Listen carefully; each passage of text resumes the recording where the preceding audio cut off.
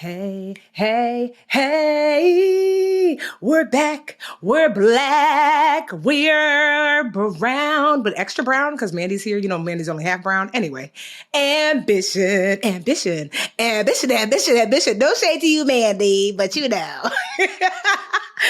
Welcome back to Brown Ambition. I am cutting up, which means that Mandra is not here. And so that means Auntie Tiffany is in the stew, but not by herself. I'm in the stew with a guest today. Let me introduce this. I was looking at this guest like little mini bio. I was like, well, damn, come into the room. So our new guest today has a book called For the Culture. It's been endorsed by the CEO of McDonald's. Boom. Reddit. Boom. Delta. Boom. Home Depot. Boom. And many more major companies. But bigger than that, y'all. He's run social media strategy for the B of Yon of the Say. Okay, for many years. Queen Bee, child. All the rest of that stuff. I'm like, yeah. CEOs, all these billion-dollar corporations. We don't care about that. We care about Beyonce around these parts. It's like we care about it all. But how amazing is that? His name is Marcus Collins, and he's here to talk to us today about like culture and why do we do the way what we do? Why do we navigate the way we navigate? How does that affect our finances? And about his book. And so I'm super excited to welcome Marcus into the studio. Hey, Marcus. What's happening? I'm so glad to be here. Thank you for coming. So, Marcus, first of all, let's get down to the nitty gritty. What was it like working for Beyonce? It was awesome. It was all, I mean, I worked with her at a time before she was Queen Bee. Okay. She was still, Beyonce, though iconic. Yes. And I feel like in those moments, you get to see a rare thing where someone elevates and transcends into something otherworldly. And to be able to work with her, and she's just so lovely and so amazing beyond her talent. She's just a really good human being. I felt very fortunate to have a front row ticket to seeing her transcend to queendom. Wow, that's awesome, honestly. Because Mandy and I, we have tickets to go see her, next month. Okay. Look at Mandy. She's just going to drop the baby and just come on to the concert, but whatever. She knew what it was when she got them tickets. Priorities. So what would you say that you do if you had to, like, I call myself a financial educator. Like, what would you call yourself? I think of myself as a cultural translator, and I do so in an effort to help people realize the best version of themselves. Okay. Whether I'm in the classroom as a professor, which I am at the Ross School of Business, University of Michigan, or an advertiser, which I am at the head of strategy at Wyden Kennedy, New York, or whether I'm on stages. I mean, ultimately, I'm leveraging the power of culture, translating it from one entity to another, and back again to help marketers be better versions of themselves, help students be better versions of themselves, and help individuals be better versions of themselves. Oh, that's awesome. So I guess what does that, so I know for Beyonce, it looked like, you did her social media strategy, but what does that look like so much so that the CEO of McDonald's and Reddit and Delta, like, what does that look like when you're working with those type of organizations? So as a strategist working with these companies, I'm helping them see the world through cultural lenses, right? Realizing that the world around us is not objective, it's subjective. That is, we see the world through the meaning frames that we have, the beliefs that we hold, the artifacts that are meaningful, the ideologies, the stories we tell ourselves help us translate the world, which is why for some, a cow is leather, for others, it's a deity, and for some, it's dinner. But which one is it? It's all of them based on their cultural subscription. So for brands, I help them see the world through other people's lenses, help them understand how people make meaning of the world around them and how their brands are translated through these lenses so that when these brands are communicating to consumers, they get a better understanding of how people see the world and how they're translating the world. I understand. So for example, I remember the first time that Ford, it was maybe like 6-7 years ago, they reached out to me to like partner with me because they were like, we're going to be at Essence Fest. And I was like, Ford? Essence Fest? Because, Ford that's the white boy car, like. And so my little spice ass was like, oh, y'all done sold to all the white boys already. Ain't nobody left to buy this truck. So you need to mosey on over to see us sisters over here. What's so interesting is that even the way you translate it, that Ford is the white boy truck, but Ford it inherently isn't that. We just give it that meaning because of how we see the brand, right? And it's helping brands navigate the meaning that people associate to them so that people like you who go to Essence that are like, oh, this brand is for me, right? So when I pull up in my Ford, people aren't like, Tiffany, what are you doing driving a Ford? Instead, they're like, oh yeah, of course you would drive a Ford because of who you are. That congruence between what the brand wants to mean and actually mean in the minds of people is extremely powerful, especially when we want people to buy. The same thing goes when we want people to vote. The same thing goes when we want people to subscribe. The same thing goes when we want people to join our church. I mean, all of these things, which I argue in the book, they're all driven to get people to adopt behavior. Ultimately, that's what we're after, behavioral adoption. And the truth is, there's no force, no external force more influential to human behavior than culture. And the more likely we are to tap into it, the more likely we are to get people to move.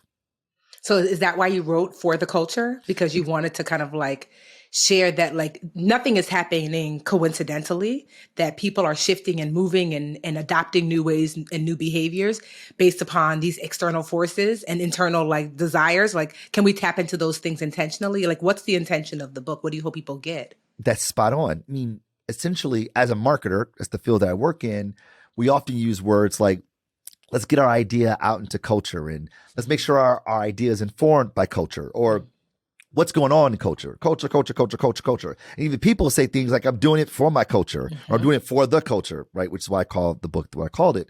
But if you ask 5 people to define culture, you get 35 different answers. And that's our problem, right? Because we can't define a thing concretely.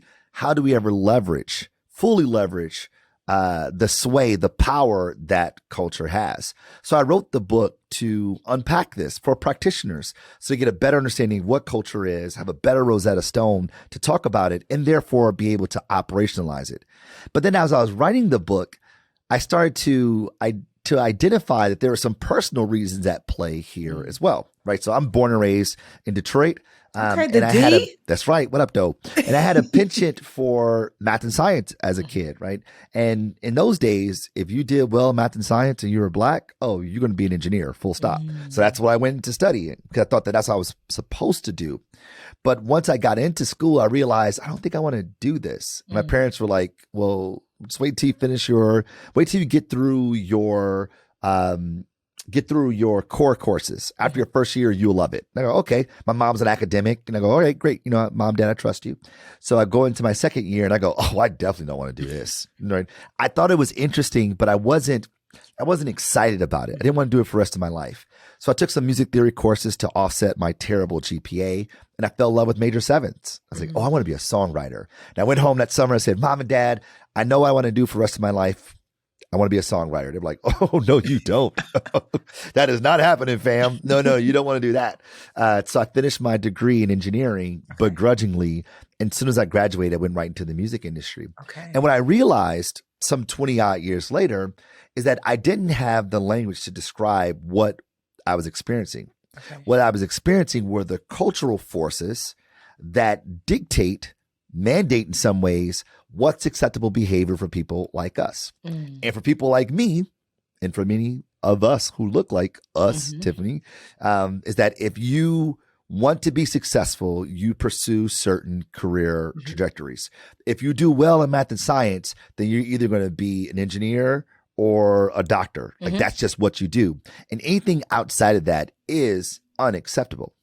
Anything outside of that is frowned upon. And this is really what culture is. Culture is this system of conventions and expectations that's acceptable behavior, acceptable trajectories for people like us. And as a result, we take on those behaviors. We do those things.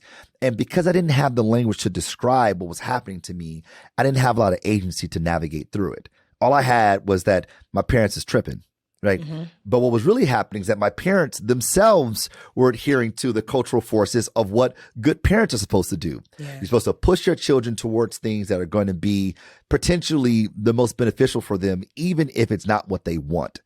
Right. And we're all being influenced by these forces that tells us what it means to be normal. And I thought that this book would help not only practitioners be better at their jobs and getting people to adopt behavior, but it'll also help us individuals, citizens, navigating this cultural world that we live in, navigate these forces that tells us what people like us ought to do. Well, what would you say as being, I'm assuming you're a Black man. I mean, you never know. Right? I'm a Black man, yes. I mean, you never know, you know? I self-identify, yes, as a Black man, and I do have melanin in my skin as well. I mean, right? Because so what we like being in this industry, and like we're just shifting gears toward like what you've seen culturally, what has become the norm for what you'd say for Black Americans and the way we navigate our finances? Like, what has been the norm, and how can we start to, and has that norm served us well? You know, so what's been the norm? Has that norm served us well? And if you wanted to shift that norm for yourself and say, I actually don't want to adhere to that, what are some things that people can do? Yeah, so you're right. The norm has not served us well. One gentleman by the name of Kanye West, the old Kanye, by the way, don't judge me. Not the new Kanye. The old Kanye. He said it in a very, very profound way. And he said, and I spend $400 on this just to be like, you ain't up on this. Yes. And the idea is that we consume as a way of signaling where we are in the social hierarchy. Now, the interesting part about that is that wasn't always the case, not for humanity. So I'm a professor, so I can't help myself. No, do it. If we go back in time, for centuries, the global GDP was zero. Practically non-existent, which means that people were not entering in exchange. We weren't buying and consuming things. If we were, it was very, very minimal. And we were doing it for utilitarian purposes only, right? For functionality. And that was, of course, until the 16th century, where Queen Elizabeth in Elizabethan England says, I can use consumption as a means of aggrandizement, as a means of power. And here's how it worked. In her mind was that royalty had everything. They had all the wealth. And the people closest to royalty, that was nobility, that they would have a little bit less. And the people way beneath them, the peasants, had nothing. And the idea is that it will keep royalty in power because they had the most. It will force nobility to keep consuming so that they can stay close to royalty. And it will keep the people at the bottom, the peasants, looking up, aspiring to be more by consuming more. Right? And then Queen Elizabeth could ration out commerce or ration out capital to people, and they would love her for it because it would help them rise up the social hierarchy. You fast forward a couple centuries later, you start seeing a little bit of uptick in economics in Northern Europe, and businesses start to make more money, so they paid their employees more money, and their employees started to spend more money. So businesses made more money. Employees started making more money, so they spent more money. You start getting this cycle of consumption. It massively explodes during the Industrial Revolution. The same thing goes today. Because the point is that people weren't buying way back in the 16th century. They weren't spending or consuming for functional needs. They were consuming for psychological and sociological needs as a way of signaling who they are and where they sit in the social hierarchy. The same thing goes today, that we consume as a way of signaling who we are in the world and where we sit in the social hierarchy. And the further you were down the social totem pole, the more the more motivated you were to consume as a way to signaling that you weren't at the bottom. And you take marginalized communities like people of color, people like us, we then say that I have to consume as a way to signal who I am. And I spend $400 on this just to be like, you ain't up on this. Right. So what does that mean for us? That if we know this, if we are now aware that these are the forces that are motivating us to consume, that they're not within us, they're without us, they're pushing on us, then we can subvert them by having much more discretion with what we consume or how much we consume of it. Not to keep up with the Joneses, as it were, but to signal our understanding of these forces and also create new communities around people who decide not to consume just for the sake of consumption. Yeah. And it's hard. I get it because, you grow up not having, and then you tell yourself one day when I do have, I want to wear it externally. I was watching this, not that I usually get advice from Young Jock. I was shocked. I was like, well, even a clock is right twice a day. So if we're listening to Kanye, if we're taking Kanye advice, we could take Young Jock advice today, I suppose. So Young Jock, surprisingly, it was like this YouTube clip. He said something that was like, this is really profound. And I'm glad he understood. He said, that this community that he's in of hip hop artists and rappers and things like that, he was like, it took him a while to realize that the things that he was wearing, the like the Lamborghini, the whatever, the things he was driving, that it really didn't indicate that he had wealth, that he has money. He said it indicated that he had money because he's now exchanged it for this thing. He was like, my Lambo, my dress, my outfit, it's a receipt. That's right. To show I once had hundreds of thousands, if not millions of dollars, and now I have stuff. That's right. And I just thought that was so, like, those things are really a receipt of wealth once, not that you want to keep money and not do anything with it, but I just thought that was like, I was really shocked at his insight, you know, that and like, yeah. He's right. He's spot on. I mean, I would argue, and I do in the book, that brands are, the most powerful brands are receipts of identity. They're ways of signaling to the world who we are. Right? They're badges to say, I am this because of the meaning associated to these brands and the economic associations that we have in our minds with those brands. So if I'm driving a Lambo, you're like, oh, that dude's doing it. That is, I am higher up the social hierarchy, thanks to Queen Elizabeth. And the irony of this, I suppose, is that the people who have the most, who are most well off, they actually live more innocuous lives, i.e. you don't see the labels. You don't see what they have, right? Like saw somewhere is like they don't wear a bag, a Louis Vuitton bag when they go into an event in New York City because they leave their bag in their driver's car, right? So it's almost the ability to not explicitly show wealth is a sign of wealth, but when you don't have wealth, at least when you're trying to signal it, you use consumption as a way to do that very thing. Yeah, it's really interesting because there's just been this, I'm sure you've seen on social media, there's this huge debate right now between quiet luxury. You know, like that's what everyone's talking about. Like, oh, like quiet luxury is, to your point, like they're like, oh, look at Bill Gates, you know, like nondescript khakis and whatever sweater versus like Gucci down to the socks, you know? Right. That's right. And so like there's been this push, but there's a lot of classism, you know, like looped into like quiet luxury versus, I guess what, you know, almost like being ghetto fabulous or whatever. Like, what does that mean? So what's your take? I mean, have you heard of this quiet luxury movement, and what's your take on what that, like how that reflects on personal identity and brand and culture? Yeah. I mean, there's an episode of Succession where a woman in the show, in the scene, she has like a very flashy bag. And one of the characters, one of the main characters in the show goes, look at her, like, what is she doing? Like, come on, like if you had wealth, you wouldn't need that bag. And that's kind of what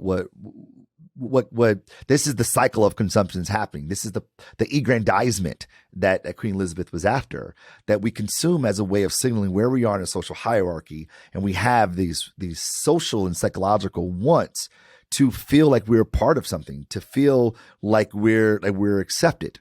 Right. And therefore, consumption helps us do that very thing. You know, I go back to Kanye because that song is just so powerful. It all falls down. He said, you make us hate ourselves and love your wealth. That's why Shorty's asking where the ball is at. I mean, the idea there is that consumption becomes a way by which we ingratiate ourselves into society. And try to find means to raise our social status so that we get more access to things. But at the same time, when you have it, you don't need to show it. So you find, you know, Warren Buffett drives like his same Oldsmobile from forever long ago because he's like, why would you need multiple cars? Plus, as soon as you buy a car, it decreases in value, right? Most cars. As soon as you drive it off the lot, it costs less. I mean, it depreciates as soon as you drive it off the lot. Right. So all of these things require certain savviness that comes with privilege. And when you don't come from a privileged place, you just say, I just want access to it. Right. So you can't fault people. You can't, I mean, I'm glad the young Jock got to that realization, but you can't fault people who are trying to navigate it because I want to be on 106 apart pushing the bins. I mean, you go right back to All Falls Down, right? Such a profound statement that song is. And this is the power, by the way, of cultural production, right? The way that we express who we are and where our identity is subscribed. I mean, you stick on the Kanye piece. When my wife and I had our eldest daughter, we were driving a small little hatchback car living in New York City. So we had like a little bitty car.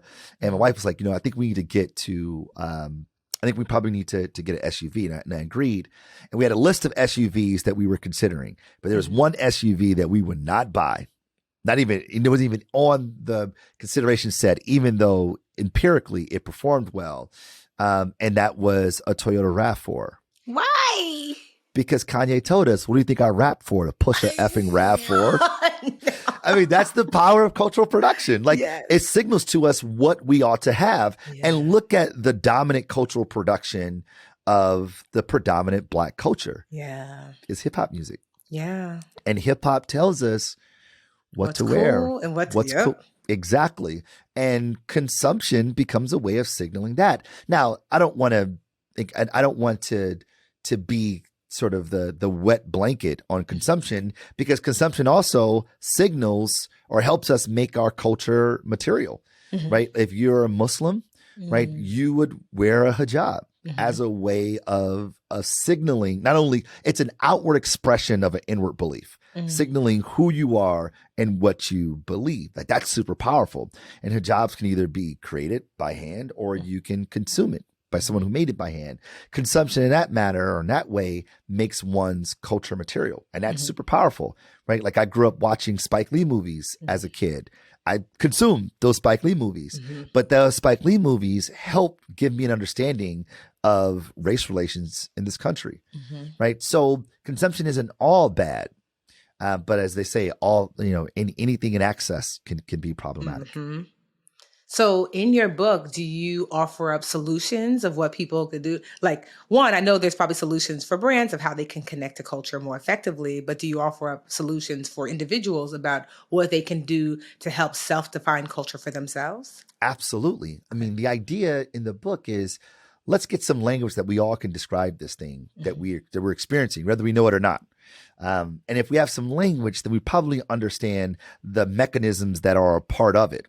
And with that, with the ability to pinpoint these mechanisms, we are now empowered to do something about it, to leverage them in powerful ways, whether you're a practitioner or an individual navigating this cultural landscape that we live in, and particularly thinking about the stories that we are told, the stories that we tell ourselves, and then how we use those stories to make sense of the world around us.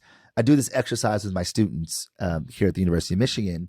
I have them do a media diet inventory, where I tell them to think about all the shows, all the movies you watched in the last 3 months. Like, write them down, and then identify who is the main character.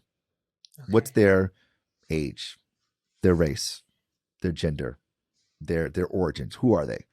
Right. And then look at the antagonist, the villain, their age, their race, their gender, their origins, their ethnicities. Right. And then what are the stories that are told about each one of them? And then do the same for the stories that you tell, what you post, what you don't post, what you post about, and who is the main character in those posts. Right. And as you put those two things together, you start to ask yourself, oh, man, the stories that I tell about myself, about who I am and how I fit in this world is oftentimes informed by and shaped by the stories that I ingest, the media diet that I consume. And if those things be the case, if those things seem to be in congruence, which they mostly are, at least with my students, then you tell yourself, okay, I need to start taking in different media, listen to different stories, watching different things, listen to different things, so that my worldview might be shaped differently because of what I ingest. So it's like you are what you eat, literally. That's right. Literally, 1000%. And as a result, that gives us agency. It gives us lots of agency to say, okay, I'm not going to take that in. I'm not going to take this in, right? I'm going to protect my space. I'm going to protect my peace. And by doing so, that means getting rid of things that could potentially be harmful for me. It's funny because I am Nigerian. Both of my parents were born and raised in Nigeria. I was born in Newark, New Jersey. Brick City, stand up. There you go. Holla. But I remember the first time I went to Nigeria, I think I was 21 right after college. And I was so shocked at what my cousins in Nigeria thought what America was like. It was a caricature. And I remember thinking, like, this can't be what you guys think. And then you see that my mom was like, well, of course they think this, because how else would they know? They're watching and consuming the media that's pushed out about Black Americans. That's right. And I was like, it just never, because, I'm living here. So I'm like, I can see what the reality is, that there is we're not a monolith. There's so many different types of people. But if all you ever watch are like the robber, the gangster, is Black. And the thing I just couldn't believe, because I'm like, because in my mind, I'm like, we all look alike. And it's like, yeah, but in America, it seems like everybody is so terrible. And I just thought, wow, that was the first time that it hit me that it's just a movie. It's not, because this is what we're showing the world, what to believe about us. And so, yeah, it was just like really like mind blowing. The literature refers to what you just experienced as public pedagogy. It's how we learn about other people without experiencing them for ourselves. And we learn about them through the media that we consume. And as a result, we create these frames around who those people are. That's how you get stereotypes. Like, you get these frames around who these people are. For instance, I went to Austria for the first time last year. Okay. And when I got there, I was really uncomfortable. Because the whole time I was thinking about, Nazis were up and down this place. You know what I mean? Like, yeah, they resisted for sure, but like Nazis were up and down this place. And I just felt so uncomfortable. And in that split second, I realized, oh man, if I were coming to the United States, I would be super uncomfortable too. It's like, y'all enslaved people. Y'all were hanging people from these trees not that long ago, by the way. It's like, this is what y'all was doing. It was a part of your normal cultural practice. It was acceptable, right? And as a result, I go, man, I'm over here, feeling uncomfortable in a certain way about Austrians. When they come to the States, they probably feel a certain way about us. And that's the thing, is that, we are all a villain in someone's story, depending on the stories that are told about us. And the idea is that if we want the world to take different shape, then we have to change the way that we see the world. And oftentimes that requires us hearing new stories and telling ourselves new stories. Because as a result, the world changed accordingly. My therapist calls that corrective experiences. Yeah, exactly. I like that. Yeah. She was just like, you believe, the experience has told you when you were 10 years old, when I go here, this happens. When I go here, this happens. And it's like, yeah, that actually wasn't true. They weren't really related. Maybe like every time you wake up, you sneeze and you think, oh, I must be allergic to waking up. But that's not really true until you get older and you are not sneezing when you wake up. Maybe you had a hamster when you were a kid. Yeah. And he was sneezing because there actually was an animal in the room. But a corrective experience will show you, like, I wake up and I didn't sneeze. I wake up and I didn't sneeze. So then the new experiences teach you that this is the new norm. This is the new belief. And so I just wanted to pivot and talk about, like, because I have my own business. I have several businesses. And I'm curious as to, with your lens, what brands are getting it right when it comes to like connecting to culture across the board? Like, what brands do you see that you're like, this is what they're getting it right? And I mean, I don't know how comfortable you feel. What brands are not getting it right and why? The brands that get it right are the brands who have a point of view about the world. Okay. Right. If we think about you just nailed it when you talked about the idea of perspective, right? Like, Anais Nin says it this way, that things aren't the way they are the way that we are, right? That is, the world manifests based on how you see the world. So if you change your worldview, the world will change, right? And it's no surprise that culture is anchored in our identity, and the foundation of culture is our beliefs, our ideologies, right? And because of our beliefs and ideologies, we show up in the world a certain way. We dress a certain way, we act a certain way, we talk a certain way, and we express our cultural subscription through the cultural production that we take in, which I talk in great length in the book. So which brands fare the best? The brands that fare the best are the ones that are congruent with the beliefs that people have. Okay. That is, I wear this brand, I use this brand, not only because of what it is functionally, but what it says about who I am. That it becomes a shortcut to my identity, right? So the most powerful brands are the brands with the point of view about the world. Okay. Right? They become those identity marks we talked about earlier. There's identity mark that signal luxury, and those things are fluid based on what is considered luxurious, right? Like 5 years ago, Supreme was the thing. Now, not so much. Right? Supreme isn't considered luxury streetwear as much as it once was. Right? You have the long-standing ones like Louis Vuitton, Gucci that stick around quite longer, but the ones that are most powerful are the ones that become extensions of my identity. Okay. Take Nike, for instance. Nike believes that every human body is an athlete. Right? That's what it believes. At its core, that we're all athletes. Big, small, short, tall, we're all athletes. And as a brand, Nike helps people realize their best athletic self. So when I'm tying up my Nikes before my run, even though I am not a good athlete, I was a swimmer, not a runner, right? I kind of feel like I could do this thing, right? Because of the thoughts and the thoughts and the feelings that are evoked when I engage with the brand Nike, right? Even we see this with human beings. Beyonce. Beyonce is an artist. She's a singer, a dancer, a performer, an actress, entrepreneur, a mogul. She has all these different hyphens. That's what she does. But what does Beyonce believe in? Women's empowerment. Yes. And she's been about that since day one. Beyonce has transcended her category as being an artist, as being an entertainer. I mean, she operates at the ideological level of being about women's empowerment, which opens her up to do whatever she wants to do. She's not bound by the confines of being a musical artist. She is liberated by her point of view of the world. And the people who support Beyonce is just because her music is good, and it is, right? It's because they see the world the way she does. Yes. Oh, I love that. And being a Beyonce fan becomes a way of signaling who I am. It's true. The first concert I went to, I can't remember if it was like her Lemonade tour or whatever. I remember being like, this feels like a women empowerment conference. That's right. And literally, I remember thinking like, is it just me?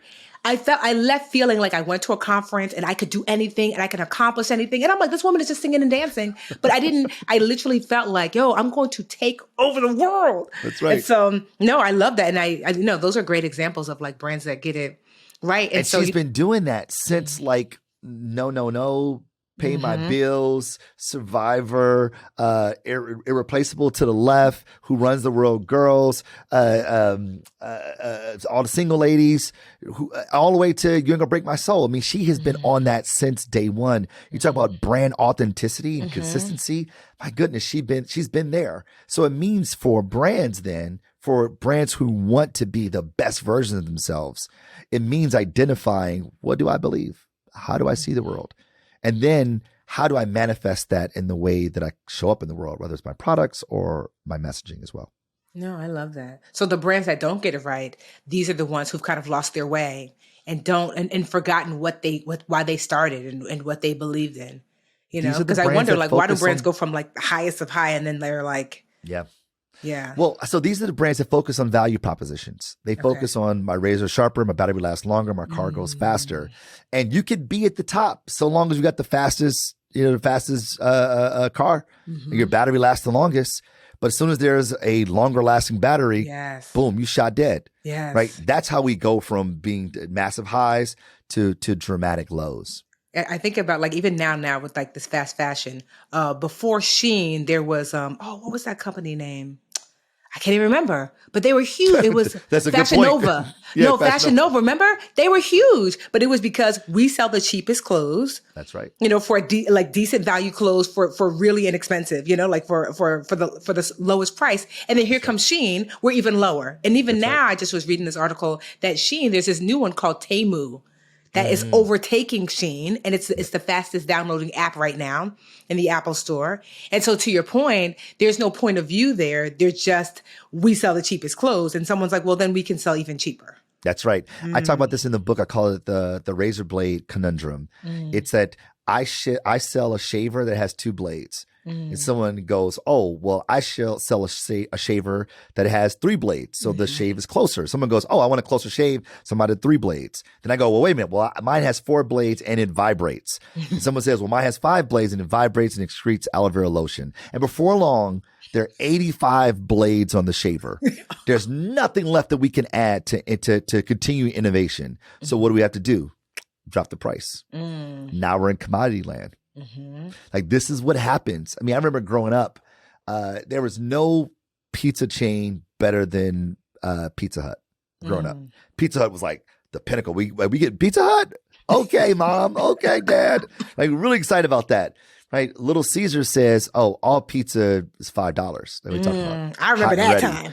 Boom, you cut the legs off of the entire industry, and prices just drop. Now it's a complete commodity. Right? Like, it's just like whatever is the cheapest within, a certain consideration set of similar taste or similar perceived value. But otherwise, man, like, we're just competing on how many pepperoni you could put on the pizza, where, how much cheese you can have on it, and what the price is. Like, that is bad news bears.